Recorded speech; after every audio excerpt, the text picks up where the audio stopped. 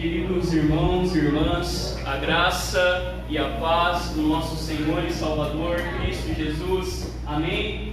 Estamos aqui nessa noite, hoje é domingo, hoje é o dia que o nosso Senhor e Salvador Cristo Jesus levantou dos mortos, e todos nós que estamos aqui estamos para louvar a este Deus que venceu em nosso lugar. Hoje, como cristãos, como discípulos de Jesus, a igreja cristã em todo o mundo se lembra da tentação do Senhor. Jesus venceu para que eu e você hoje pudéssemos estar aqui e desfrutar da presença de Deus, da palavra de Deus.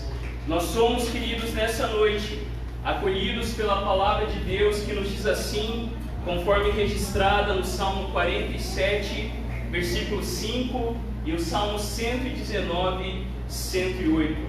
A palavra de Deus que nos acolhe nessa noite, nesse culto de adoração, assim diz: Deus subiu entre aclamações, o Senhor subiu ao som de trombeta.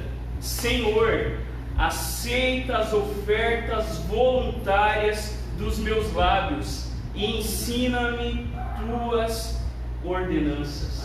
Que nessa noite o nosso Deus seja adorado, seja glorificado e que nós venhamos realmente a oferecer a nossa vida como adoração diante do nosso Deus que é Pai, Filho e Espírito Santo. Amém?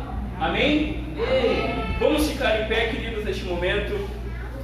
Passamos juntos a leitura da palavra de Deus, conforme registrada no Salmo 25, dos versos 1 ao 10, e nós faremos essa leitura como sempre temos feito, de maneira alternada. A palavra de Deus nos diz assim no Salmo 25, do 1 ao 10, ouça e leia com fé a palavra de Deus. Senhor, elevo a minha alma a Ti.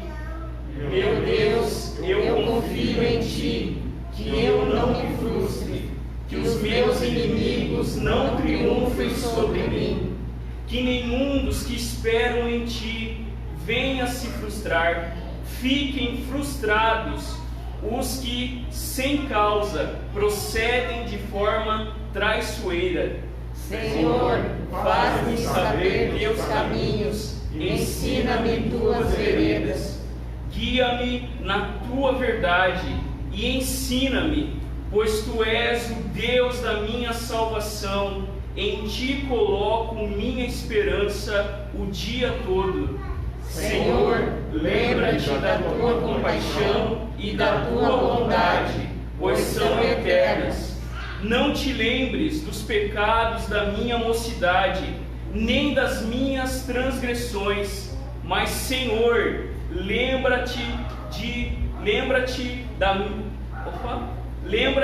mim segundo a tua misericórdia, por causa da tua bondade. O Senhor é bom e justo, por isso ensina o caminho aos pecadores. Guia os humildes na justiça e lhes ensina seu caminho.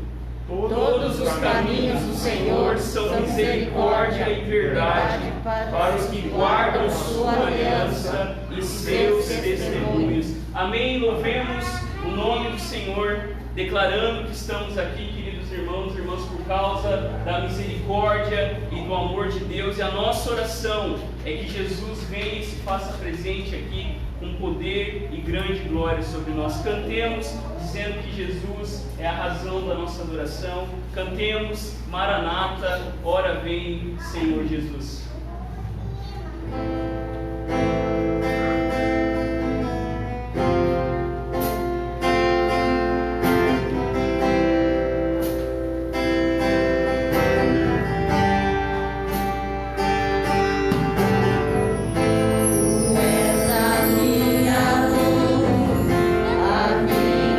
Salvação, de mim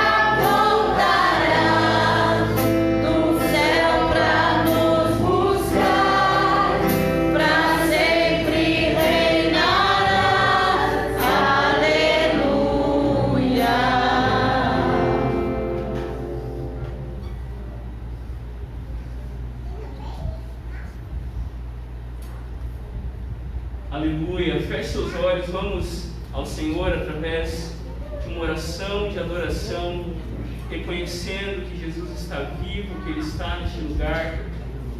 Oremos adorando e reconhecendo a grandeza e o poder do nosso Deus. Senhor Deus e Pai, diante da Tua presença, Senhor, nós colocamos a nossa vida, Senhor. Obrigado, Deus, por mais um dia de vida. Obrigado, Senhor, porque até aqui Tu tem sido conosco. Até aqui, Senhor, Tu tem guardado as nossas vidas na Tua presença. Obrigado por esse Deus de amor, de misericórdia, de graça, que o Senhor tem sido sobre nós. Em nome de Jesus, que nós possamos entregar o nosso coração diante da Tua presença nessa noite, com sinceridade, Senhor, diante do Teu altar. E que nós possamos, ó Deus, receber mais de Ti, Senhor. Nós possamos aprender mais de Ti. E que possamos sair aqui, Senhor, com a nossa fé renovada, Senhor, fortificada em Ti, sabendo que o Senhor é conosco, mesmo diante das dificuldades. Todos nós passamos por momentos de dificuldade, por momentos de tristeza, momentos de angústia, mas o Senhor sempre está conosco. E nós te agradecemos, ó Deus, porque o Senhor tem olhado para nós e cuidado de nós, apesar das nossas falhas e dos nossos erros. Obrigado por esse Deus maravilhoso que Tu és sobre as nossas vidas. Em nome de Jesus. Amém. Amém. Amém. Glória a Deus. Você pode se assentar. Neste momento, queridos, vamos confessar os nossos pecados diante do nosso Deus, pedindo que Cristo Jesus, aquele que morreu por nós, derrame o seu sangue, nos preparando assim cada vez mais para o grande dia glorioso, quando Cristo vai buscar a sua igreja. Amém. Deus abençoe, irmãos. Em nome de Jesus, eu gostaria que você abrisse a palavra de Deus em 1 Pedro, capítulo 3. Nós vamos ler do versículos 18 até o 22. A palavra de Deus, 1 Pedro, capítulo 3, versículos 18 a 22. Antes de mais nada, eu quero agradecer aos irmãos aí que oraram pela minha vida. Eu passei 12 dias com Covid, não foram dias fáceis. Não cheguei a ser internado, mas tive que ir 3 vezes no hospital por causa disso. Foram dias muito difíceis. Eu quero agradecer a Deus pela oração dos irmãos, porque eu sei que os irmãos oraram por mim. Foi por isso que eu estou aqui. E vocês são um povo abençoado, um povo de Deus. E quando o povo de Deus clama, Deus ouve. Se ele tivesse ouvido e dissesse que era o último dia da minha vida, ele também ouviria e eu iria embora com a graça de Deus. Mas o Senhor permitiu que ficasse um pouco mais de tempo. Então eu agradeço a Deus pela oração dos irmãos. Tá? Muito obrigado em nome de Jesus. Nos diz assim a palavra de Deus: pois também Cristo sofreu pelos pecados uma vez por todas, o justo pelos injustos, para conduzir-nos a Deus. Ele foi morto no corpo, mas vivificado pelo Espírito, no qual também foi e pregou os espíritos em prisão, que há muito tempo desobedeceram, quando Deus esperava pacientemente nos dias de Noé, enquanto a arca era construída. Nela, apenas algumas pessoas, a saber, 8, foram salvas por meio da água. E isso é representado pelo batismo, que agora também salva vocês. Não a remoção da sujeira do corpo, mas o compromisso de uma boa consciência diante de Deus, por meio da ressurreição de Jesus Cristo, que subiu aos céus e está à direita de Deus, a ele estão sujeitos anjos, autoridades e poderes.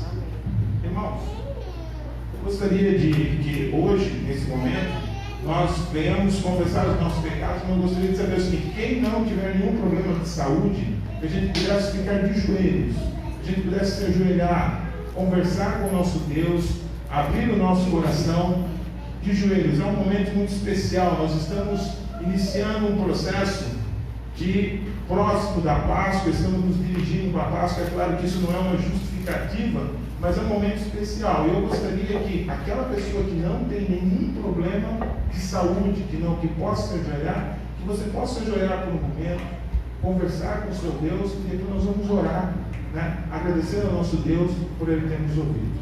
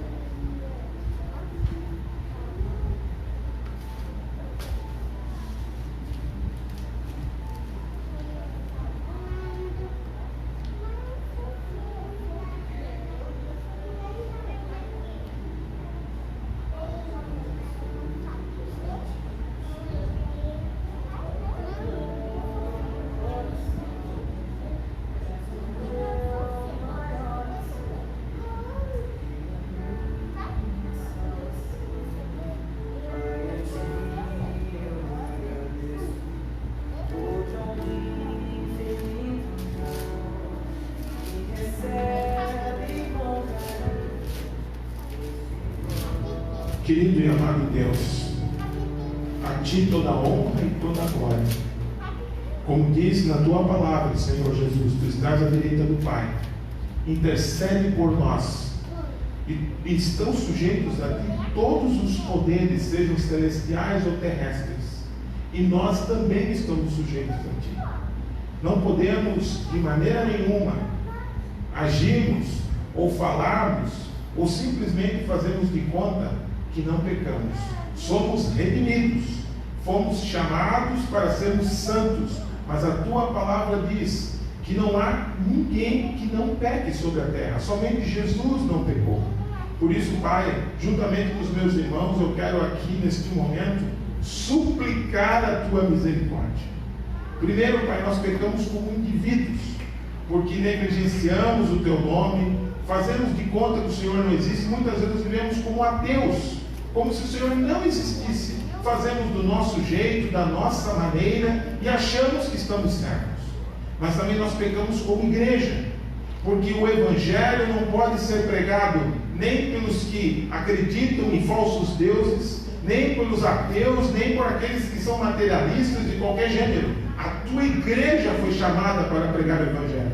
E se nós não falamos, se nós não pregamos, se nós não enunciamos a Tua palavra, estamos pecando contra o Senhor, porque foi uma ordem, não foi uma opção. Por isso, meu Deus, como igreja nós também pecamos. Pecamos, ó Deus, quando nos envolvemos com coisas que não Te agradam. Pecamos, ó Deus, quando cobiçamos as coisas que não são devidas ao cristão desejar. Querido Deus, tem misericórdia de nós e continue investigando dentro do nosso coração, pelo Teu Espírito, o que há dentro de nós, para que nós não vivamos na hipocrisia, para que nós não vivamos na desfaçatez, para que nós não vivamos nos enganando. Nos ajuda, Senhor, ajuda a mim, ajuda a todos nós, para que nós sejamos o Teu povo, e no dia que fecharmos os nossos olhos, nós possamos abrir os nossos olhos e nos encontrarmos contigo, porque o Senhor é santo e todo-poderoso. No nome precioso, Pai, do Teu Filho Jesus, que está à Tua direita, é que eu clamo juntamente com os meus irmãos e as minhas irmãs aqui nesta noite, agora e para sempre. Amém. Amém.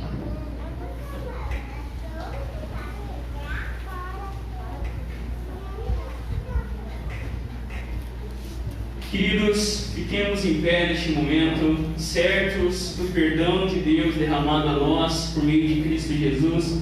Cantemos que esse nome é o único nome que nos salva, é o nome que está acima de todo nome. Esse é o nome de Jesus, que nos dá nova vida, que nos dá esperança, que é o nosso amparo, o nosso socorro. Por isso, cante com alegria, declarando que não há nome maior do que o nome de Jesus nessa noite. Cantemos com alegria, em nome do Senhor. Amém.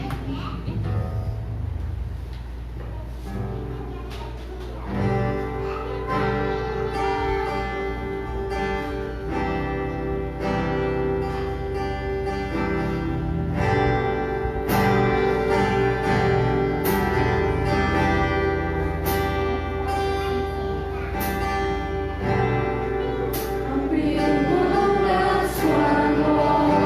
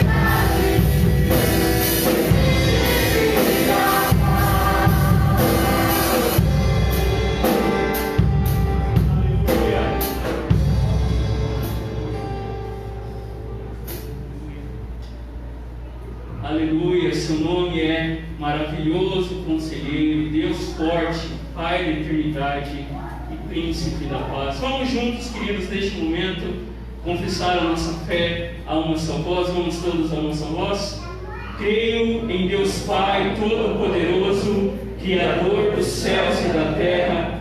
Creio em Jesus Cristo, seu único Filho, nosso Senhor, o qual foi concebido por obra do Espírito Santo, nasceu da Virgem Maria, padeceu sob o poder de Pôncio Pilatos, foi crucificado, morto e sepultado, ressurgiu dos mortos ao terceiro dia, subiu ao céu, está sentado à direita de Deus Pai Todo-Poderoso, donde há de vir para julgar os vivos e os mortos.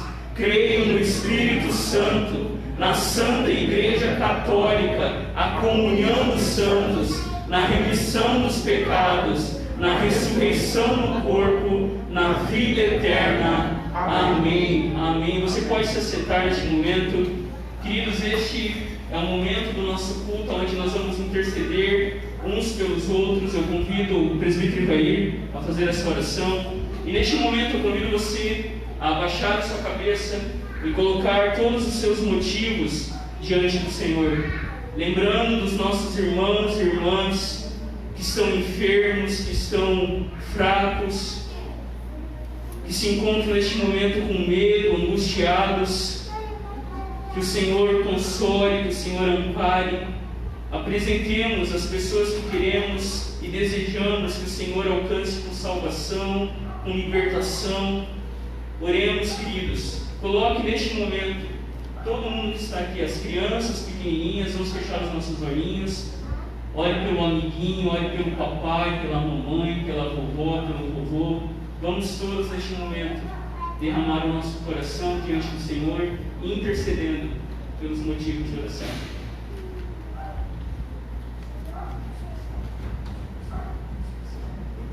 Irmãos, eu gostaria que, não só hoje, mas durante a semana, eu coloquei o nome de uma senhora ali, a dona Márcia. Ela é esposa de um colega meu lá de trabalho. Ela está há quase 40 dias na UTI por causa da Covid-19. E o marido dela, a família, as filhas, eles estão bem desesperados porque eles não estão mais encontrando os médicos, na realidade, já não deram mais esperança. Tá? E a única esperança que ela tem vem do Senhor. Então, assim, vamos orar hoje, é claro, mas eu gostaria que durante a semana, quando você orasse na sua casa, você lembrasse da Márcia. Ela está na UTI, ela teve uma infecção, melhorou, piorou de novo e o médico já deu o assunto como encerrado. Agora estão esperando somente do Senhor. Gostaria que você lembrasse dela. Tá? Ela é uma senhora, tem filhos adultos já, mas ninguém quer ir embora dessa maneira, tão triste. Amém? Querido e eterno Deus, nós estamos aqui hoje para interceder, para clamar através da pessoa de Jesus pelas nossas vidas e pela vida das pessoas, ó Deus, que precisam da tua ajuda, do teu cuidado. Pai amado, os motivos são inúmeros. Nós sabemos, Pai, que o mais importante e fundamental é a salvação em Cristo Jesus.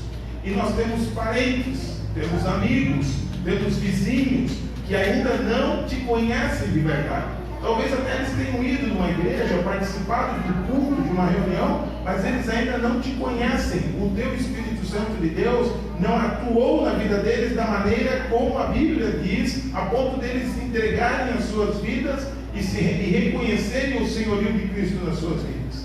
Mas também nós temos pessoas enfermas, Pai, como eu me nominei a senhora Márcia e outras pessoas que estão hoje vivendo dramas terríveis, estão passando por momentos terríveis, Pai. Estas não somente enfermidades, o desemprego, a violência familiar e tantas coisas que têm assolado as nossas famílias. Porque o problema, Senhor, começa dentro da nossa casa e ele se espalha pela sociedade. Aí todas as violências que a gente vê por aí são fruto daquilo que acontece dentro de casa. Por isso, ó Deus, eu clamo em nome de Jesus que a tua visitação esteja a partir de cada casa, de cada família, salvando, libertando, expulsando em nome de Jesus a atuação do nosso aniversário, que que tem feito uma verdadeira algazarra dentro das casas das pessoas, que tem destruído famílias, que tem encontrado espaço largo, amplo, por causa dos nossos pecados, para fazer o que ele acha melhor. Mas nós, como a tua palavra nos diz, o Senhor é soberano, o Senhor preside sobre anjos, sobre principados, sobre potestades. Por isso o nosso adversário não tem nenhuma chance contigo, porque ele já foi derrotado na cruz do Calvário. Por isso Deus tem misericórdia, Pai amado. Tem misericórdia dos nossos irmãos desta igreja, aqueles que estão espiritualmente enfraquecidos, aqueles que estão achando que a vida é a si mesmo, vamos viver de qualquer jeito, de qualquer forma, aqueles, ó Deus, que tentam levantar a cabeça para vir a um culto, para orar e serem enfraquecidos. Deus venha ao encontro de todos nós, Pai amado. Em nome de Jesus, aqueles que estão neste momento, Pai, lamentando a morte do seu parente, do ente querido, não encontrando saída, que o Senhor seja um consolo, porque Tu és o nosso consolo, Tu és o nosso porto seguro. Querido Deus, ajuda-nos, venha ao nosso encontro. Ouve as nossas orações, ouve o clamor do teu povo, ouve as nossas súplicas, vê as nossas lágrimas, vê a nossa angústia e vem ao nosso encontro, que nos traz vitória através da pessoa de Jesus, o único que pode nos dar toda a vitória necessária para as nossas vidas. Te louvo e te agradeço pela resposta da oração, porque sei que ela virá. Em nome de Jesus. Amém.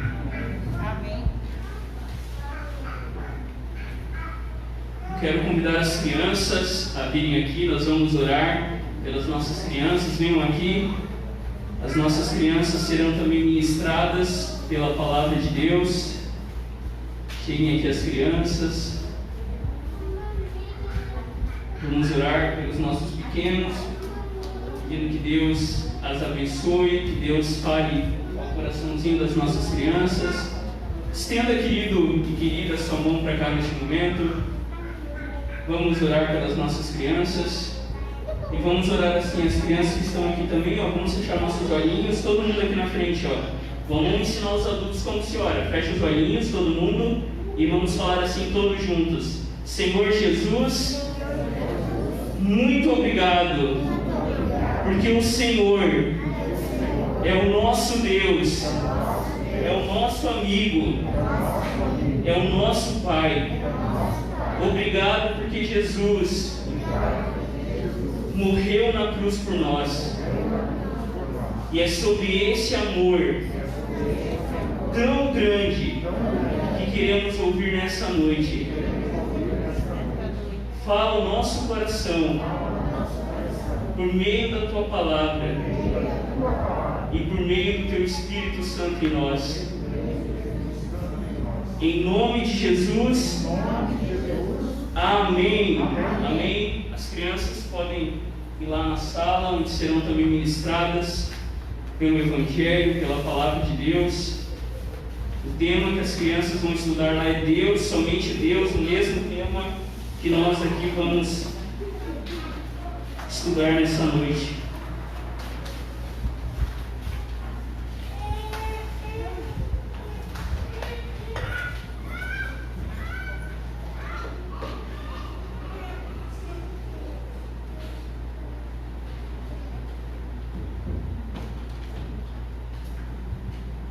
Queridos, eu convido você a abrir a palavra de Deus no Evangelho segundo o Êxodo.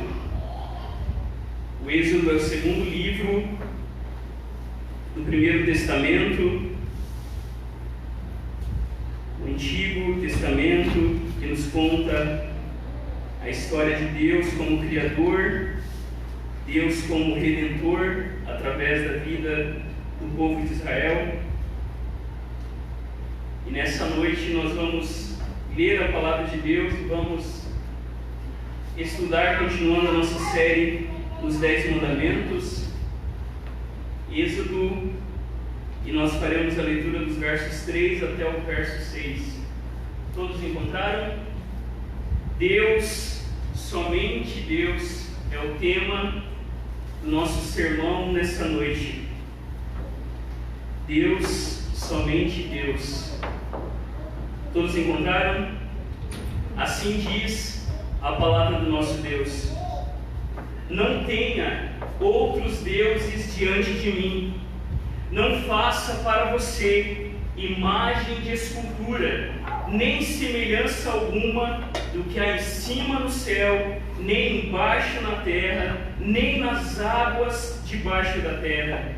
Não adore essas coisas, nem preste culto a elas, porque eu, o Senhor, seu Deus, sou Deus zeloso, que visito a iniquidade dos pais nos filhos, até a 3ª e 4ª geração daqueles que me odeiam, mas faço misericórdia até 1000 gerações daqueles que me amam e guardam os meus mandamentos. Esta é a palavra do Senhor. Feche seus olhos.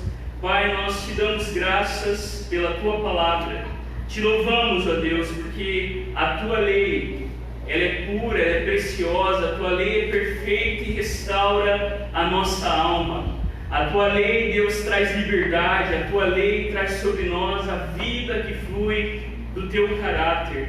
E é sobre essa vida, e é sobre esse amor que nós queremos nessa noite meditar e estudar através da tua palavra. Deus, fala ao nosso coração, nos ensina aquilo que o Senhor quer falar ao coração de cada um de nós aqui. Tira toda distração, todo sono, tira, Deus, em nome de Jesus, tudo aquilo que possa impedir os teus filhos e filhas ouvirem atentamente a tua palavra e guardarem no coração para não pecar contra ti.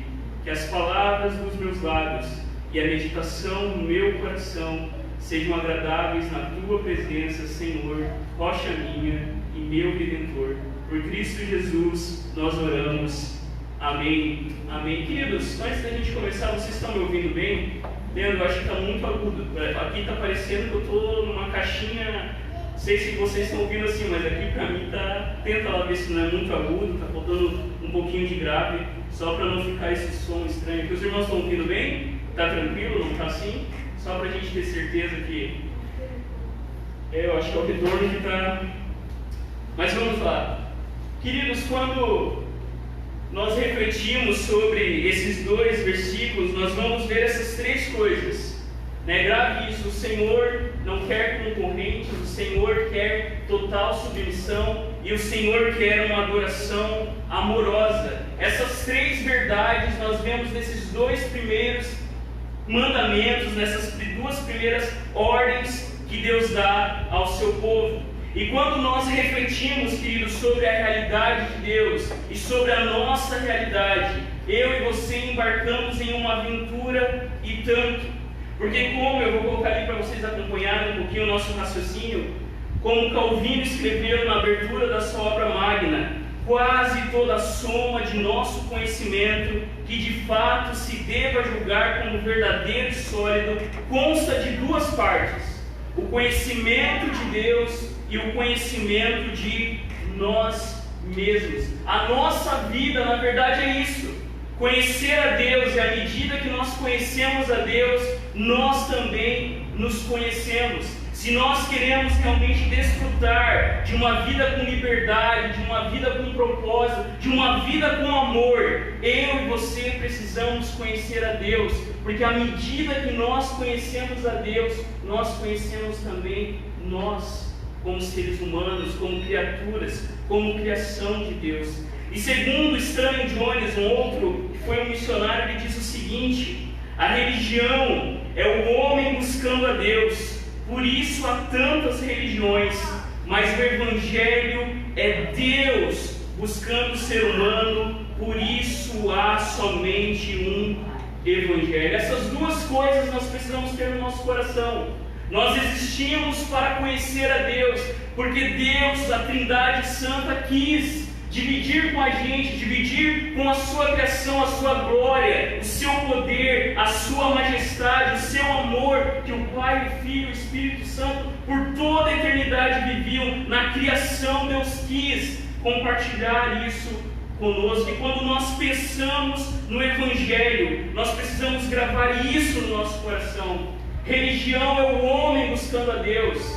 Se você parar para dar um Google lá, você vai ver que existem uma infinidade de religiões. Existem religiões que até você não acredita que existem. E dentro dessas vertentes, dessas várias religiões, existem muitas outras religiões e vertentes. E quando nós, queridos irmãos e irmãs, espiamos a história humana, quando nós vamos analisar um pouquinho, nós vamos perceber que a religião sempre esteve presente na vida do ser humano. A religião sempre estava lá, presente desde a criação. E eu não quero me ater muito a isso aqui, esses termos estranhos, mas a gente vai passar rapidinho por eles. Mas todas essas religiões, elas são respostas, são tentativas que podem se enquadrar nesses 4 pontos: o ateísmo, o deísmo, o politeísmo e o teísmo, particularmente aqui, claro, o teísmo cristão, o cristianismo. Quando a gente pensa em ateísmo, todo mundo sabe o que é um ateu.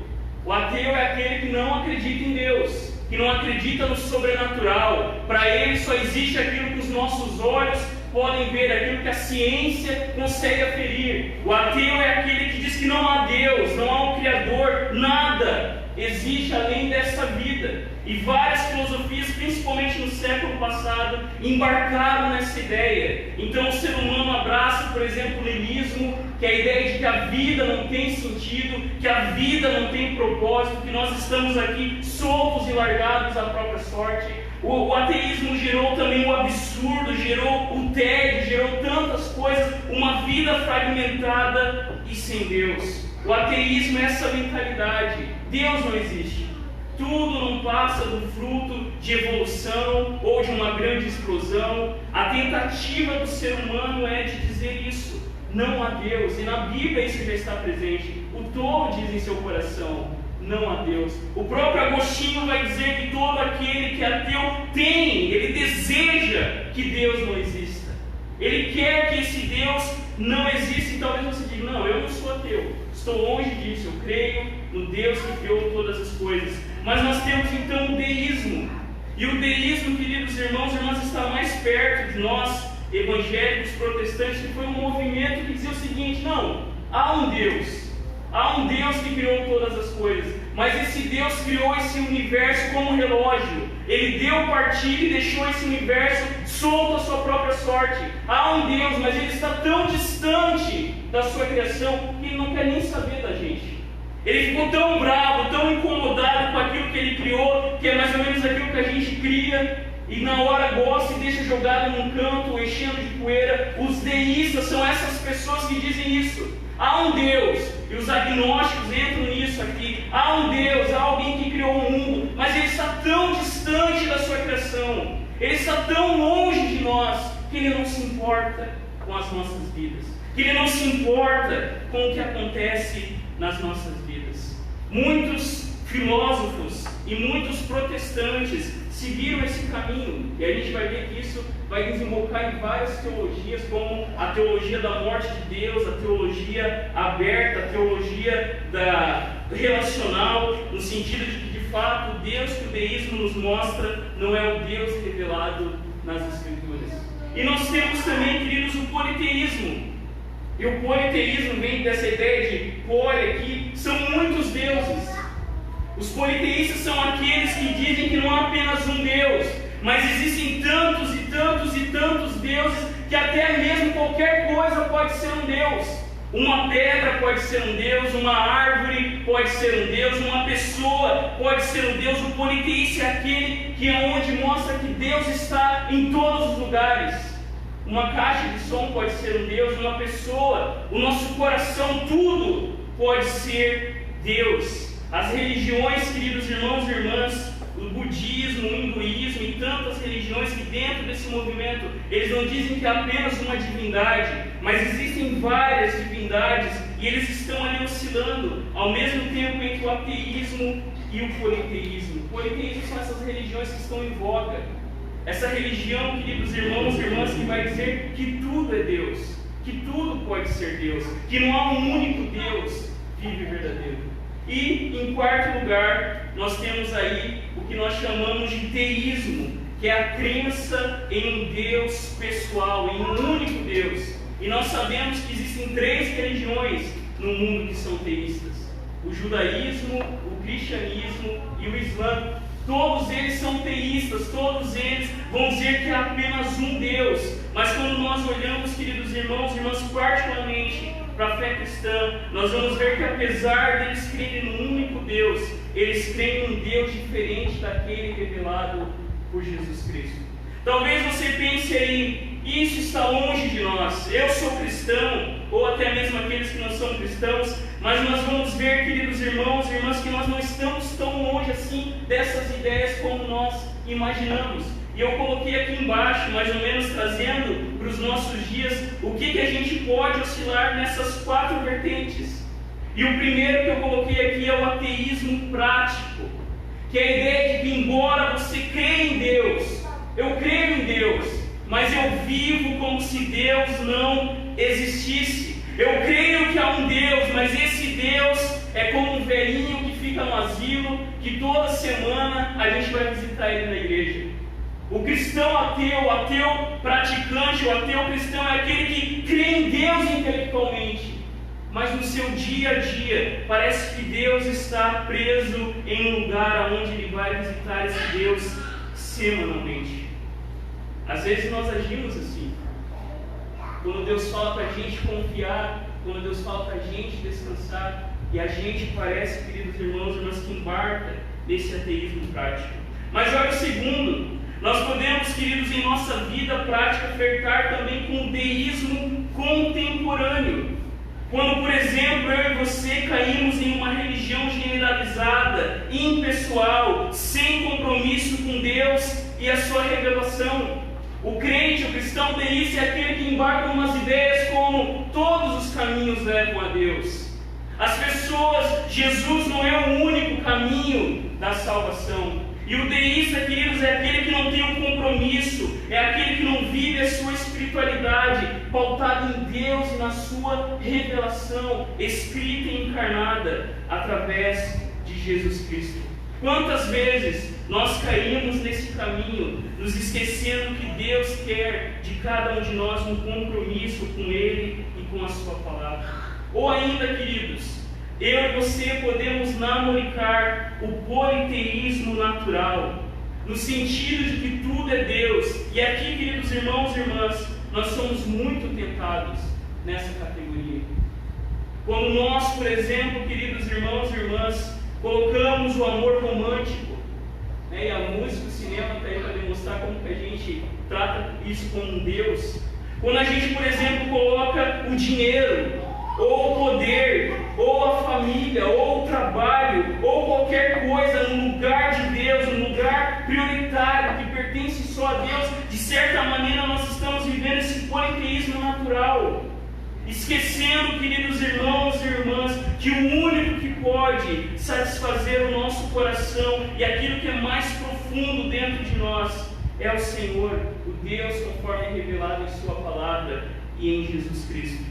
Então nós temos aí o teísmo cristão, o cristianismo, que nos mostra que existe somente um Deus vivo e verdadeiro. Esse Deus é totalmente diferente da sua criação. Esse Deus é totalmente transcendente, longe, não entra na nossa cabeça, mas ao mesmo tempo a fé cristã vai dizer que Deus se aproxima da sua criação, que Deus vem até nós na pessoa de Jesus Cristo. E há um cara na história da igreja, eu vou colocar aqui para você gravar isso, que ele diz o seguinte: Atanásio afirma em seu credo: mas a fé universal é esta, que adoremos um único Deus em trindade e a trindade em unidade. A fé cristã, a fé universal vai ensinar exatamente isso. Nós adoramos um único Deus, mas esse Deus, queridos irmãos e irmãs, é uma trindade: o Pai, o Filho e o Espírito Santo. E as 3 pessoas da trindade, as 3 pessoas de Deus, devem ser adoradas em unidade. Quando nós falamos de Deus para a fé cristã, nós vamos dizer exatamente isso: há um único Deus, um Deus totalmente grande, perfeito e santo, e esse Deus se comunica com a sua criação. E desde as primeiras páginas da Escritura, nós vamos ver um Deus que é Pai, Filho e e Espírito Santo. Quando nós olhamos para Deus, nós precisamos, queridos, lembrar disso. O nosso Deus é o único Deus vivo e verdadeiro. Todas as outras respostas são respostas que não trazem a nós realmente vida, que a palavra de Deus pode trazer. Diante disso, queridos, voltando, vamos entrar no nosso texto. A gente vai ver 3 verdades. E a primeira verdade é: o Senhor não quer concorrentes. Olha aí na sua Bíblia. Precisamos a cada mandamento ter isso em mente, aquilo que Deus é e fez. Os irmãos lembram de domingo passado, no preâmbulo, na abertura dos 10 mandamentos, nós falamos sobre aquilo que Deus é. Ele é o Senhor, Ele é o nosso Deus, Ele, como o termo ali diz, é Yahvé, aquele que libertou o povo da escravidão, aquele que nos libertou do pecado, da morte e do inferno. E à medida que nós vamos avançando em cada mandamento, nós precisamos ter isso em mente. Deus nos dá a sua lei, porque Ele foi quem nos libertou do pecado, da morte e do inferno. Deus, queridos, é aquele que de fato é o nosso Senhor, é aquele que nos redimiu e nos salvou. E qual que é a ordem de Deus? A ordem de Deus aí no versículo 3 é: não tenham outros deuses diante de mim. Percebam que Deus não diz diante de vocês, mas sim diante de mim. E isso, queridos, mostra a grandeza, o poder, a onipresença do nosso Deus. Quando Deus diz: não tenham outros deuses diante de mim, Deus estava com isso mostrando que Ele estava em todos os lugares, que ninguém escapa do seu olhar, que ninguém se esconde da sua presença. Quando Deus diz ao seu povo: diante de mim, Ele está falando de uma relação de amor fiel que o seu povo deveria cultivar com o seu Deus Criador e Redentor. Não é à toa que os profetas usam a linguagem de casamento, de relação até mesmo às vezes sexual, para tratar da relação que Deus tinha com o seu povo, para mostrar, queridos irmãos e irmãs, como era profundo o amor que Deus nutria pelo seu povo, tanto que Deus acusa Israel de se prostituir, de ser casada com Deus, com o Senhor, com Yahvé, e levar para seu coração outros deuses. E aqui, queridos, esses 10 mandamentos, a lei de Deus, é um ato de amor de Deus por cada um de nós. E em resposta, eu e você devemos amar este Deus, porque é exatamente isso que nós lemos no Evangelho, quando Jesus diz: aquele que me ama faz o quê? O que Jesus diz? Aquele que me ama guarda os meus mandamentos, obedece os meus mandamentos. E aqui, queridos irmãos e irmãs, eu até coloquei a frase ali para você gravar. Esse primeiro mandamento, como Calbart escreve num texto que tinha como título o primeiro mandamento como axioma teológico. Axioma, essa palavra que ninguém usa no seu dia a dia, mas axioma significa, queridos, uma premissa, uma máxima, um fundamento, algo sobre o qual toda a nossa vida é construída. Um axioma é aquilo que sustenta tudo que vem depois. E Calbart vai dizer exatamente que o primeiro mandamento deve ser visto na nossa vida como um axioma teológico, como um caso de vida ou morte. Por isso Deus diz a cada um de nós: não tenha outro Deus diante de mim. Se eu perguntasse para você quantos deuses existem, o que você responderia? Se alguém chegasse e perguntasse para você: olha, quantos deuses existem? Se você não for ateu, não for deísta, não for politeísta, se você for cristão, você vai dizer: há somente um Deus. Todos os outros não existem. Thor, Zeus, Hércules, Baal, seja quem for, todos esses deuses não existem. Há apenas um Deus, e é isso que os israelitas, que os hebreus continuamente ouviam quando se reuniam. Aquilo que está lá em Deuteronômio, que nós chamamos de Shema: ouve, ó Israel, o Senhor nosso Deus é o único Senhor. Era continuamente ensinado ao povo que havia somente um Deus, que havia somente um Senhor, que o Senhor era único. E quando Jesus, no Evangelho de João, ele diz a mesma coisa: e a vida eterna é esta, que conheçam a Ti, o único Deus verdadeiro, e a Jesus Cristo, o Filho que o Senhor enviou. Queridos irmãos e irmãs, há somente um Deus, mas é verdade também, como disse um filósofo ateu, existem mais ídolos do que realidades. Apesar do ensino bíblico dizer que existe somente um Deus verdadeiro, existem muitos e muitos falsos deuses. Muitos deuses hoje, nesse exato momento. Você aqui sentado, e a gente não está vendo, você não tem talvez um amuleto, você não tem uma imagem de madeira e pedra na sua casa, mas dentro do seu coração existem falsos deuses prometendo alegria, amor e satisfação. Neste momento, no pleno século XXI, existem deuses nos prometendo liberdade, mas acabam nos sufocando. Deuses insaciáveis que derramam o nosso sangue até a última gota. Quantos que embarcam, queridos, no caminho do poder, do dinheiro, do prazer e não conseguem depois se desvencilhar das falsas promessas? Pense, por exemplo, na mulher samaritana, que já estava, no sexto relacionamento, no quinto, e o homem que ela estava não era nem mais marido, porque talvez ele disse, poxa, vamos agora, mais ou menos o casamento que a cultura moderna está dizendo, a gente casa, mas cada um mora na sua casa para tentar ver se vai dar certo.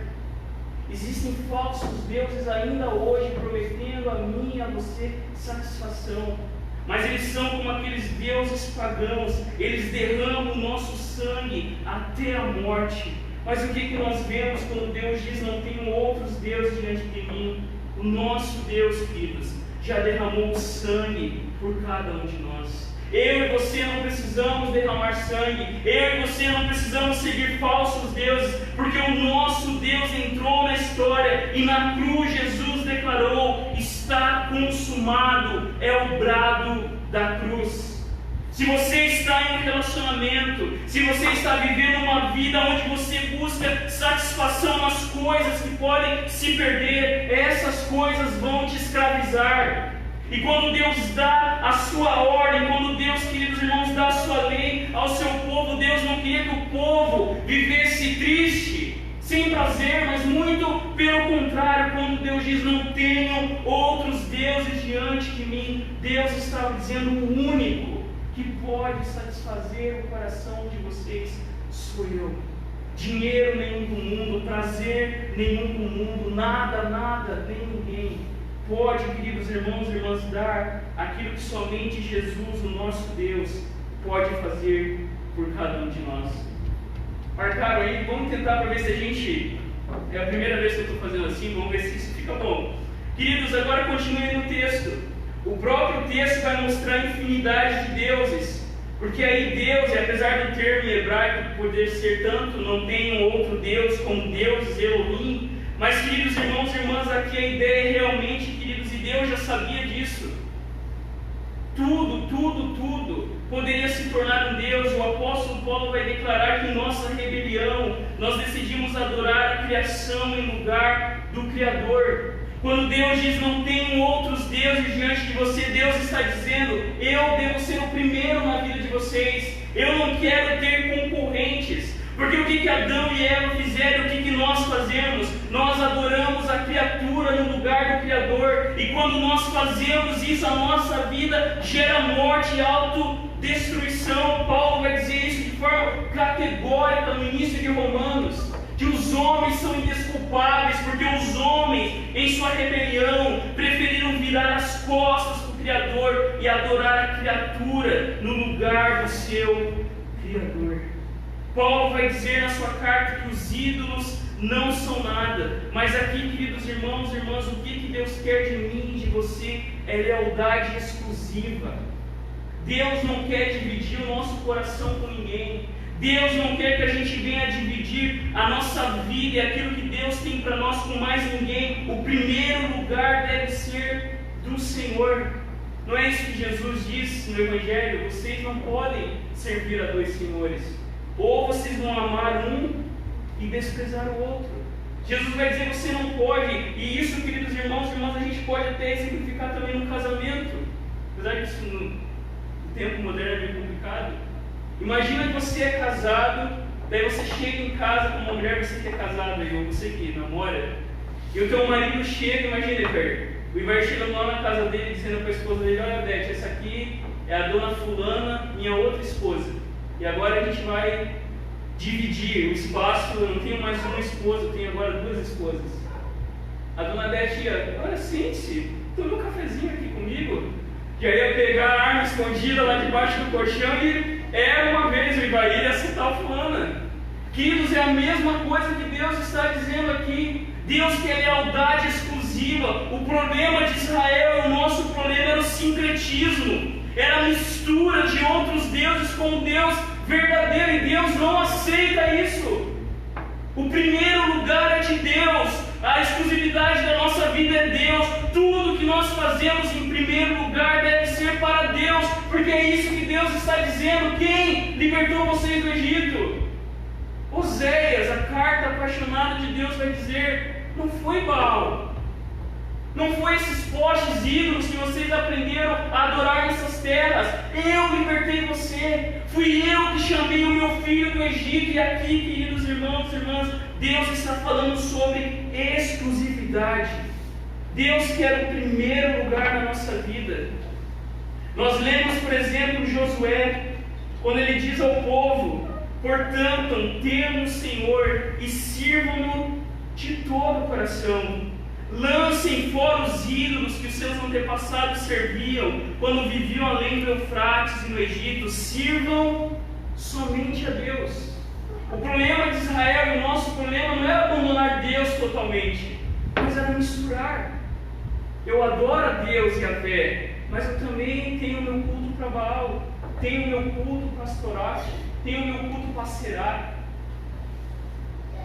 Mas Deus, queridos irmãos e irmãs, não aceita isso. No Monte Carmelo, Elias vai dizer algo parecido: até quando vocês ficarão oscilando de um lado para o outro? Se o Senhor é Deus, sigam-no, mas se Baal é Deus, então sigam Baal. O que está acontecendo aqui no Sinai com Moisés, lá com Josué e Siquém, e aqui no Monte Carmelo? A declaração de Deus era: eu sou exclusivo, eu sou o único Deus, eu não aceito dividir o meu lugar com ninguém. E aqui fica uma pergunta para mim e para você: quais ídolos nós precisamos lançar fora? E lá no nosso coração, lembrando que tudo pode se tornar um ídolo. O nosso nome, o nosso corpo, a nossa beleza, a nossa inteligência, a nossa força, os nossos bens, tudo quando colocado no lugar de Deus se torna um ídolo. E quando colocado no lugar de Deus vai tirar a nossa vida. Deus continua dizendo ao seu povo: lancem fora os ídolos. Aqui o que Elias vai dizer: por que vocês ficam oscilando entre Yahvé e Baal? E João termina a sua carta dizendo: irmãos, guardai-vos dos ídolos. Esse, queridos, é o primeiro e fundamental mandamento para todos os demais e para toda a nossa vida. Porque, como diz uma letra de uma música cantada, não vou cantar, porque os irmãos sabem que eu não tenho esse dom, mas a letra dizia o seguinte: se ele não for o primeiro em seu coração, então já não é mais nada, não passa de uma ilusão. Pegaram para um quarteto bonito que cantava essa música aí, né? Queridos, Deus não aceita concorrente. Jesus veio exatamente para tomar o seu lugar de direito. Jesus veio, queridos irmãos e irmãs, para reivindicar a primazia, não só no nosso coração, não só na nossa vida pessoal, mas Jesus veio sobre todo o mundo para dizer: eu sou o Senhor, eu sou o primeiro na filosofia, na ciência, no governo, na educação. Eu sou Deus e tudo que existe é para a glória do meu nome. Não existe, queridos, liberdade sem Jesus. Mas olha no texto, a segunda verdade: o Senhor quer total submissão. Olha que o versículo 4 diz: não faça para você imagem de escultura, nem semelhança alguma do que há em cima no céu, nem embaixo na terra, nem nas águas debaixo da terra. Queridos, quando nós pensamos em imagem de escultura, feitas de pedra, madeira ou ouro, como nós vamos ver mais para frente, o bezerro de ouro, nós precisamos compreender o que uma imagem naquele tempo significava. E aqui, talvez eu não conversei isso com o Ivair, mas existem dois movimentos que interpretam essa ideia de imagens. Existem alguns grupos que vão dizer que a gente não pode sequer nem desenho animado mostrando Jesus. Não pode ter imagem nenhuma da divindade. Né? Até a sarça ardente, né, que tinha uma pombinha, teve que ser removida porque há um grupo exagerado dizendo que você não pode fazer imagem nenhuma. Mas considerando, queridos, o contexto deste momento, o que uma imagem representava e por que Deus não permitiu que o seu povo fizesse imagens de escultura? Naquele tempo, os pagãos representavam praticamente tudo com um Deus. Tudo tinha um Deus. Havia o Deus da guerra, havia o Deus do trabalho, havia o Deus do dinheiro, havia o Deus da nação. Não é diferente de hoje. Para ver como a gente está voltando com o paganismo, né? O Ivar já tinha falado isso há um tempo. Pense, por exemplo, Paulo em Atenas. Pense, por exemplo, você que conhece a história de Hércules, os deuses gregos. E queridos irmãos e irmãs, naquele momento ter uma imagem representando um Deus é como se você pudesse manipular esse Deus. Ter uma imagem não é como hoje, que você tem uma fotografia, sei lá, você tem uma fotografia de alguém e você vai dizer que aquilo é a própria coisa significada, mas não, naquele tempo as imagens carregavam em si o poder da divindade. E tem até no nosso imaginário, não tem? Quando as irmãs querem casar aí, e se vira até um santo de ponta cabeça, meio para exigir que o santo arrume uma noiva para alguém, né? Não é da nossa tradição, mas faz parte do cristianismo, não tem isso. Era mais ou menos isso que a imagem representava naquele momento. Os que carregavam imagens, carregavam o próprio Deus que aquela coisa significava. Eles tinham, queridos, então, imagens para tudo. E perceba na Escritura que o povo de Deus estava sempre ali também no meio dessa confusão toda. Por exemplo, pense quando Davi foge, a esposa de Davi pega um ídolo do ar e coloca na cama do Davi para pensar que era o Davi dormindo enquanto ele foge. As imagens, queridos irmãos e irmãs, faziam com que os deuses se submetessem à ordem e à maneira como as pessoas queriam adorar esse Deus. E quando Deus diz aqui, não faça imagem de escultura, Deus está falando, não sou eu que me submeto a vocês, não sou eu que faço aquilo que vocês querem ou não querem, mas vocês devem me adorar do jeito que eu quero. E aqui, olha no texto, Deus vai dizer, olha, nem semelhança do que há em cima do céu, nem embaixo da terra, nem nas águas debaixo da terra, porque Deus bem sabia, queridos irmãos e irmãs, que a nossa criatividade sem submissão faz com que tudo se torne uma imagem para Deus. As imagens, então, naquele momento eram tidas não como símbolos, mas como carregando o poder do Deus que representava. E por que Deus vai proibir veementemente o seu povo de fazer imagens? Até um historiador que diz que quando os povos chegavam no templo de Israel, eles estranhavam, porque não havia imagens dentro dos templos judaicos. Por que Deus não queria, queridos irmãos e irmãs, que uma imagem fosse feita para o representá-lo? Porque, queridos irmãos e irmãs, diferente de todos os deuses do mundo antigo, Deus estava dizendo ao seu povo, vocês que devem total submissão a mim, vocês que devem se submeter à minha vontade, vocês que devem me seguir pela fé. E isso, queridos irmãos e irmãs, mostra como Deus é livre. Isso mostra como eu e você não podemos manipular a Deus. Porque aonde Deus está? Se você responder essa pergunta, onde Deus está? Deus está em todos os lugares. Deus está no céu, na sala de comando do universo. Deus está no culto quando o seu povo se reúne. Deus está no seu quarto quando você ora. Deus está no seu trabalho, na sua casa. Deus é livre. E é por isso que eu e você não podemos ter imagens, pois Deus mesmo vai afirmar por meio de Estevão e de Isaías: o Altíssimo, porém, não habita em templos feitos por mãos humanas. Como diz o profeta, o céu é meu trono e a terra é suporte de meus pés. Acaso construiriam para mim um templo assim tão bom? Diz o Senhor. Que lugar de descanso me poderiam fazer? Acaso não foram minhas mãos que criaram o céu e a terra? Queridos, o Deus que nós servimos é um Deus que não tem chance para essas ideias de eu determino, eu exijo, eu tenho crédito com Deus, para Deus fazer isso ou aquilo. Quando Deus fala, queridos irmãos e irmãs, que o povo não deveria fazer imagem de escultura, era exatamente isso que Deus estava revelando ao seu povo. Mas pense, por exemplo, rapidamente, no bezerro de ouro. Por que Deus tinha proibido fazer imagens de esculturas? Porque, queridos irmãos e irmãs, idolatria é uma coisa tão terrível, estava tão impregnada no coração das pessoas, que quando eles fazem aquele bezerro de ouro, não era outro Deus. Tanto que eles vão dizer, ó, são estes, Israel, os deuses que os tiraram do Egito. O problema, queridos irmãos e irmãs, da idolatria é exatamente isso.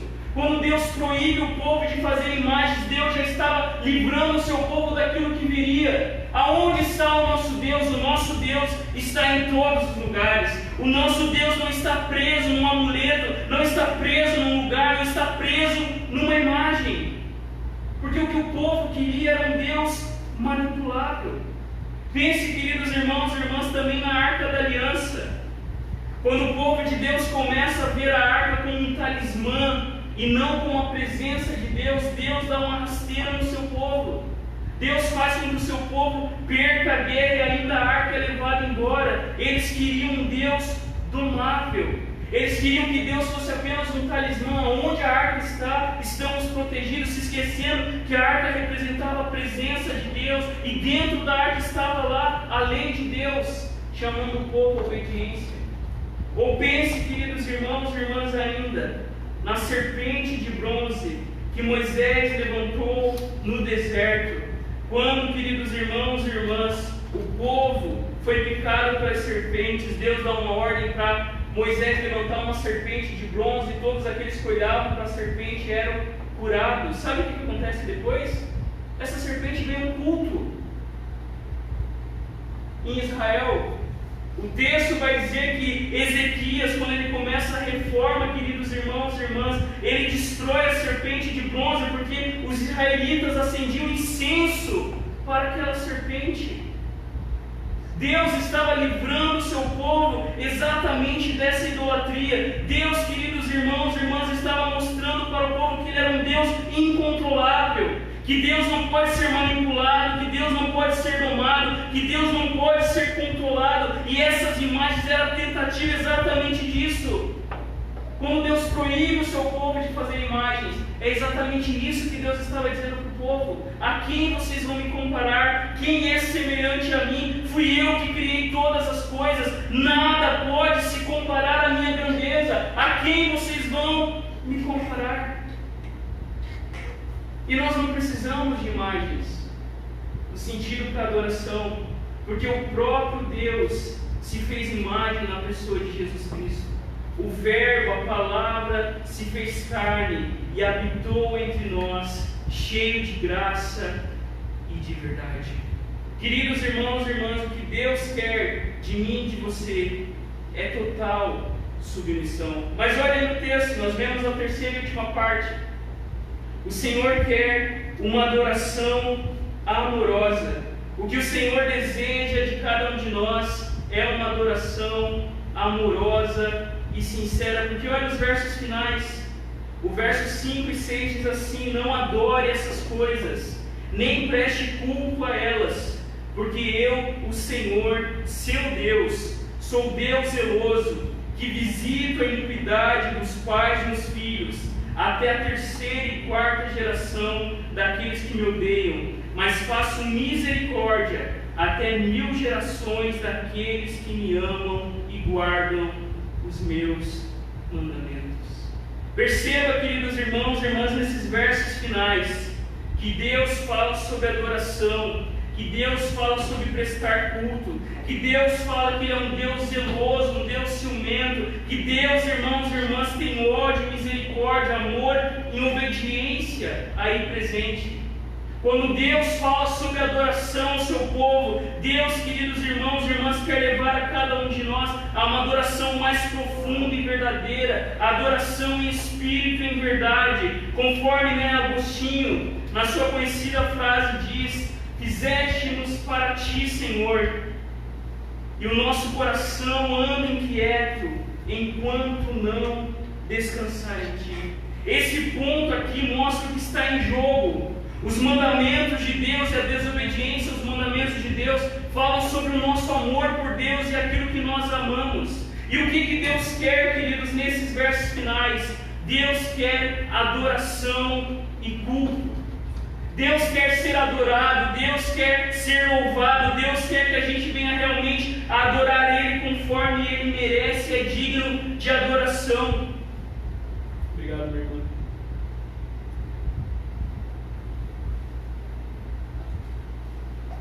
Deus abençoe ele. O que Deus quer? Deus quer, queridos, que nós não venhamos a adorar essas coisas, nem prestar cultos a elas, mas Deus quer receber de cada um de nós a adoração que Ele é digno de receber.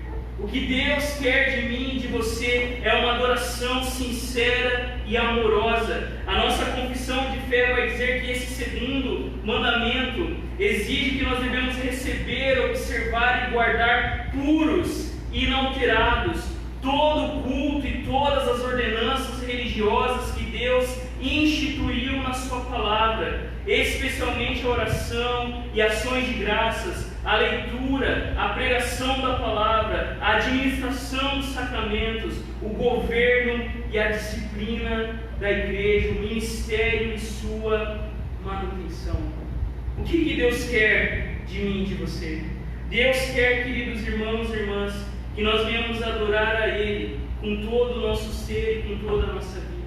Porque a pergunta que fica não é se eu e você adoramos, porque todos nós adoramos alguma coisa, mas a pergunta que fica é se eu e você temos adorado a Deus como o único Senhor vivo e verdadeiro, ou se eu e você temos prestado culto a outros deuses que não podem satisfazer o nosso coração.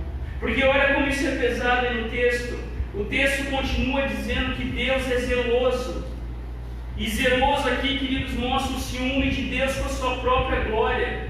Era comum naquele tempo, nesse tempo aqui que o povo estava vivendo, os reis dos impérios, das cidades, darem leis ao seu povo. Haviam vários códigos de moralidade naquele tempo, mas quando Deus dá a lei ao seu povo, Deus mostra, queridos irmãos e irmãs, a sua natureza, que Ele é um Deus zeloso, que Ele é um Deus grande, que Ele é o Rei de toda a terra. E você vai ver que a história de Israel é a história de um Deus zeloso, zeloso com a sua glória, zeloso com as suas promessas. A história de Israel vai mostrar isso na prática. Haviam leis duras e pesadas no Primeiro Testamento, até mesmo com a morte eram punidos aqueles, queridos irmãos e irmãs, que não adoravam a Deus da maneira de Deus. Aqueles que a gente vê isso, por exemplo, no episódio marcante no Novo Testamento, quando Ananias e Safira entregam a sua oferta em adoração na igreja, eles mentem e na hora eles caem mortos diante de Deus. Nós vemos o zelo de Deus, por exemplo, quando a arca está sendo carregada de modo inapropriado e um homem vai lá e chega lá para segurar a arca para não cair, na hora ele morre fulminado. Deus é zeloso. Deus, queridos, Ele tem ciúme da sua glória. Deus é um Deus que cuida da sua glória e do seu povo. Porque o zelo aqui de Deus é tanto a respeito do seu próprio nome, como também a respeito do seu povo. Deus vai mostrar através da história de Israel que Ele é um Deus que cuida, que Ele é um Deus zeloso, que Ele é um Deus ciumento. Que nós temos um Deus, queridos irmãos e irmãs, que preserva a nossa vida, que persevera até o fim sobre eu e você. Esse é o nosso Deus. Um Deus que não abre mão do seu povo, um Deus zeloso, um Deus que cuida. E diante desse zelo de Deus demonstrado em Israel e sobre as nossas vidas, nós devemos adorar a Deus de maneira amorosa. Porque olha como isso continua sendo pesado aí no texto. Deus visita os que o odeiam até a 4ª geração, e Deus usa de misericórdia até a 1000ª geração daqueles que o amam e guardam os seus mandamentos. Queridos, esse segundo mandamento traz consigo uma bênção e uma maldição. E isso é muito forte. Alguém que não adora a Deus da maneira de Deus, mas vive uma religião autocentrada, autodeterminada, trará consequências de pecado entre os seus descendentes. Os pecados dos pais serão visitados nos filhos, nos netos e até mesmo nos bisnetos. 3 e 4 gerações podem ser afetadas pela desobediência dos pais. E nesse ponto aqui, queridos, nós precisamos lembrar o que a Bíblia ensina. A Bíblia não ensina a maldição hereditária. E às vezes a gente pode olhar para esse texto e achar que o texto está ensinando isso. A Bíblia não ensina que existe maldição hereditária, que precisamos quebrar maldições hereditárias como um movimento de batalha espiritual entendem. A própria Bíblia vai afirmar isso e vai resolver esse problema. Quando lá em Ezequiel o texto diz: a alma que pecar, esta morrerá. Porque lá os israelitas estavam dizendo: olha, foram os nossos pais que comeram uvas verdes e é a nossa boca que embotou. E lá Deus vai dizer por meio do profeta que não é assim que funciona. O que esse texto aqui quer dizer, queridos irmãos e irmãs, é que a forma como nós adoramos a Deus tem consequências sobre a vida dos nossos filhos. Não no sentido de maldição hereditária, mas no sentido que a falsa adoração leva os nossos filhos a se afastarem de Deus. O que é prometido aqui nesse segundo mandamento é que eu e você devemos adorar a Deus da maneira de Deus, e isso requer amor, porque se nós não amamos a Deus, os nossos filhos também não vão amar a Deus como deveriam. Esse texto aqui não é uma desculpa para os filhos dizerem que estão pagando pelo pecado dos pais, como alguns podem usar. Mas esse texto aqui é um alerta, queridos irmãos e irmãs, para mim e para você, sobre as nossas famílias, mostrando o lugar de importância que Deus dá aos pais e às mães aqui presentes. Nós que somos, não vejo a hora de ser, mas vocês que são pais e mães, levem a sério a educação dos seus filhos. Porque é isso que o texto está dizendo. O texto está dizendo: se nós não amamos a Deus, os nossos filhos podem ser que também não venham a amar a Deus.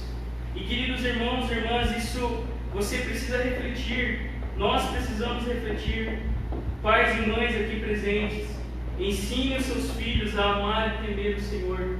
Cuidem, queridos, cuidem com essa tela iluminada que fica horas e horas na frente dos nossos filhos. Cuidem. Cuide de usar o celular como uma babá eletrônica para você ter um pouco de paz. Quando nesse mandamento nós vemos que a falsa adoração pode fazer com que os nossos filhos se afastem de Deus, é exatamente isso que eu e você somos alertados a cuidar. A forma como nós adoramos a Deus, e os nossos filhos sabem, se nós amamos a Deus verdadeiramente, vai afetar o relacionamento deles com Deus. Por isso, queridos irmãos e irmãs, a coisa mais importante que eu e você temos é a nossa família. Eu não quero aqui deixar uma mensagem pesada sobre os ombros de vocês, porque olha como o texto termina dizendo. O texto termina dizendo que embora Deus possa visitar a iniquidade dos pais e dos filhos até a 4ª geração, o texto termina dizendo, queridos irmãos e irmãs, que aonde abundou o pecado, superabundou a graça de Deus, mas faço misericórdia até 1000 gerações daqueles que me amam e guardam os meus mandamentos. Olhe para Cristo, é isso que o texto está dizendo. Embora o pecado tenha trazido destruição sobre o nosso mundo, Deus, através da sua obra, abençoaria, queridos irmãos e irmãs, tantas gerações. 1000 aqui não quer dizer um número exato, mas 1000 aqui é um número de perder de vistas. Que embora o pecado possa ter afetado as nossas vidas por meio de Adão e Eva, Deus, com a família de Abraão, estava abençoando todas as famílias da terra. E quando nós olhamos para Jesus com os nossos olhos nele, o Deus que foi feito carne, o Deus que nos mostra o Deus invisível se tornando visível, nós aprendemos, queridos irmãos e irmãs, que Jesus veio exatamente para trazer restauração sobre as nossas famílias, sobre as nossas casas e sobre cada um de nós. Embora o pecado possa destruir, a graça que veio com Jesus Cristo é muito maior do que tudo aquilo que o pecado pode fazer nas nossas vidas. Creia nisso, que embora você possa não ter tido um pai ou uma mãe que você desejava, em Jesus Cristo não há mais condenação, não há mais maldição, porque Ele, queridos irmãos e irmãs, é a imagem do Deus invisível e Ele nos reconciliou com Ele por meio da sua morte na cruz. Queridos, eu termino com 4 aplicações. João Calvino vai dizer nas Institutas que Deus espera de nós 4 coisas: adoração, confiança, invocação e ação de graças. E ali fica algumas perguntas para a nossa reflexão. A quem você adora? A quem você adora? Quem recebe o seu mais alto louvor? Tem problema em elogiar o pai, a mãe, o filho, mas quem você adora de fato? Em quem você aposta todas as suas fichas? A segunda diz isso: em quem você confia? Não tem problema, queridos irmãos e irmãs, guardar dinheiro lá na sua poupança, apesar que a gente sabe que isso é difícil. Não tem problema ter um plano de saúde, mas em quem você confia profundamente? Em quem você deposita toda a sua confiança? Se você perder a sua saúde, você perde o seu chão. Se você perder todo o seu dinheiro, você perde o seu chão. Se de repente essa semana Deus tem preparado para mim e para você um acidente ou uma doença, um imprevisto, em quem a gente confia? Uma terceira pergunta: onde você procura respostas? E queridos, isso é muito profundo. A gente não fala dos 7 pecados capitais, mas eles estão presentes na nossa vida. Quem que você invoca quando a dor de cabeça começa, quando você está inseguro? E queridos, isso é muito sério. Existem pessoas que vão tirar a ansiedade não em Jesus, mas na comida. Tem gente que vai buscar resposta não em Deus, mas ficar horas e horas maratonando séries da Netflix. Não que isso é o problema, ficar horas e horas e comer demais é problema. Mas o problema é quando essa é a resposta para a nossa ansiedade, para os nossos medos. Quando a gente tem medo, queridos irmãos e irmãs, e a gente procura a resposta nessas coisas, essas coisas não poderão nos satisfazer. O único que deve ser invocado quando o nosso calo aperta, quando a gente não sabe o que fazer, é o Senhor Jesus. E uma quarta e última aplicação: a quem você agradece? Pense aí um pouquinho, porque esse primeiro e esse segundo mandamento tem a ver exatamente sobre a nossa gratidão. Se foi Deus que nos trouxe a vida, se foi Deus que nos salvou, é a Ele, queridos irmãos e irmãs, que nós devemos render ação de graça. E isso inclui o nosso tempo, isso inclui o nosso dízimo, isso inclui, queridos irmãos e irmãs, os talentos que Deus tem colocado nas nossas vidas. Quem recebe a ação de graça? E eu termino lembrando que hoje é o domingo da tentação de Jesus, e quando o diabo levou Jesus a um monte muito alto, o diabo mostrou todos os reinos do mundo e a glória daqueles mundos, e ele disse: tudo isso lhe darei, se prostrado você me adorar. Quantas vezes, queridos, eu e você também somos tentados assim: se prostre diante de mim. Aquele pecado que a gente não consegue deixar, e a gente fica ali lutando, e o diabo vem de forma sugestiva: Deus vai te perdoar de novo. E de repente a gente começa a ficar com o nosso coração endurecido. Quando essas tentações virem, aprenda com o teu Salvador. Jesus respondeu: vai embora, Satanás, porque está escrito: adore o Senhor seu Deus e preste culto somente a Ele. Feche seus olhos. Pense um pouquinho na sua vida. Pense um pouquinho nas tentações que têm surgido no meu e no teu coração. E se lembre daquilo que Jesus nos ensina: adore o Senhor seu Deus e preste culto somente a Ele. Pai, nós te damos graças pelo teu amor, pela tua bondade sobre as nossas vidas. Te damos graças, ó Deus, porque não há Deus como o Senhor. O Senhor é poderoso, o Senhor é onipotente, o Senhor é misericordioso, o Senhor é justo. O Senhor foi aquele que nos salvou. E tudo que nós queremos, Deus, nessa noite é render o nosso coração em adoração, confiança, invocação e ação de graça. Sonda o meu coração, sonda o nosso coração, para que nós venhamos a amar o Senhor acima de todas as coisas e adorar o Senhor da maneira que o Senhor espera. Cuida de nós, é a nossa oração em nome de Jesus. Amém. Amém. Queridos, fiquemos em pé, vamos cantar que não há nome mais lindo que o nome de Jesus. Vamos cantar que Ele é o nosso Salvador, o nosso Redentor, que Jesus é aquele que de fato venceu a tentação, para que hoje, cheios da sua graça, eu e você também pudéssemos desfrutar da vida que vem de Jesus. Enquanto nós cantamos, entregue o seu dízimo e a sua oferta diante do Senhor em gratidão e louvor, sabendo que a nossa vida pertence ao nosso Deus. Adoremos a Deus em espírito e em verdade.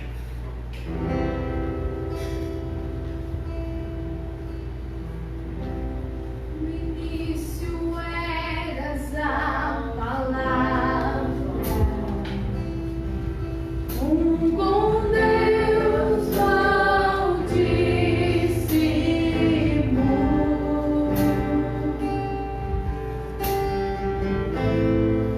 o mistério de tua glória, o Cristo em ti se revelou. Ó, quão lindo esse nome é! Ó,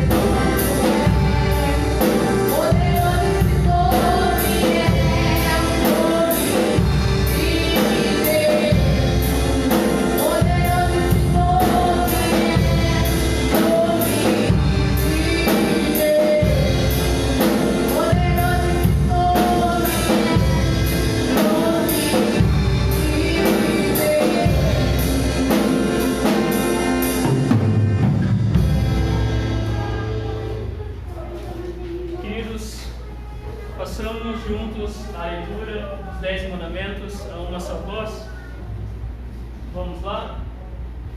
Não terás outros deuses diante de mim, não farás para ti imagem de escultura, não tomarás o nome de Deus em vão, lembra-te do sábado para o santificar, honra teu pai e tua mãe, não matarás, não adulterarás, não furtarás, não dirás falso testemunho, não cobiçarás.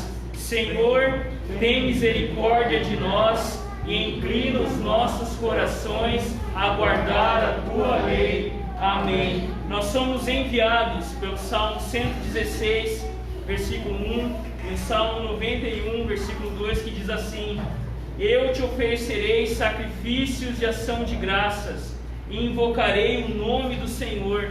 Tu és o meu refúgio e minha fortaleza, o meu Deus em quem confio. Feche seus olhos.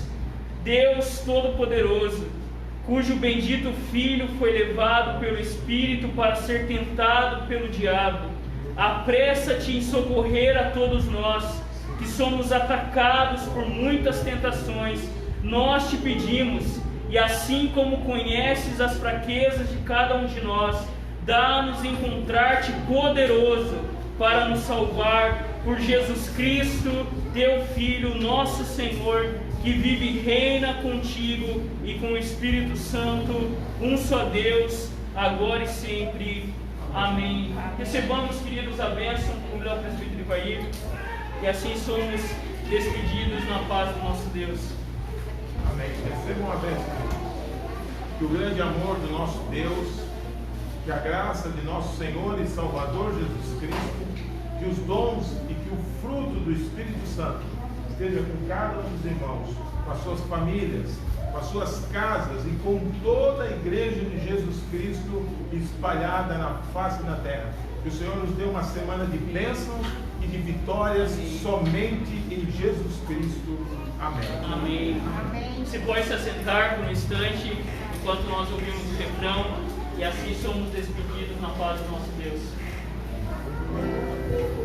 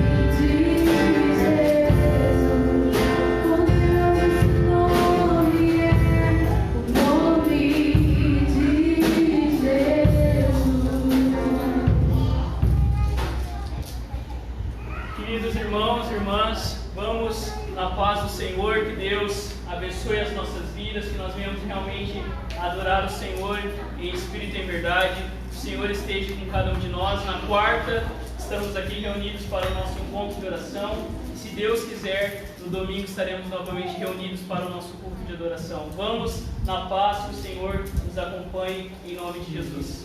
Amém.